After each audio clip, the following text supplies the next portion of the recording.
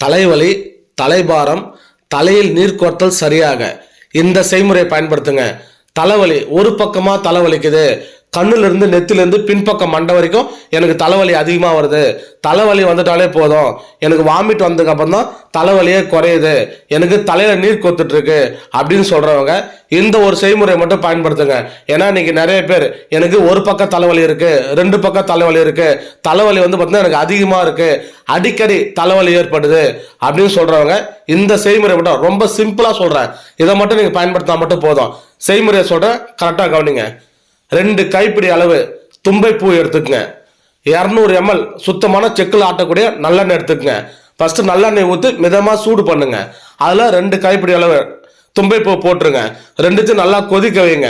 கொதிக்க வச்சு அதை வடிகட்டி ஆற வச்சிருங்க. அதை ஒரு கண்ணாடி பாட்டில் ஸ்டோர் பண்ணி வச்சுக்கோங்க. வாரத்துக்கு ஒரு முறை தலைக்கு அப்ளை பண்ணிட்டு 1/2 மணி நேரம் கழிச்சு குளிச்சிருங்க.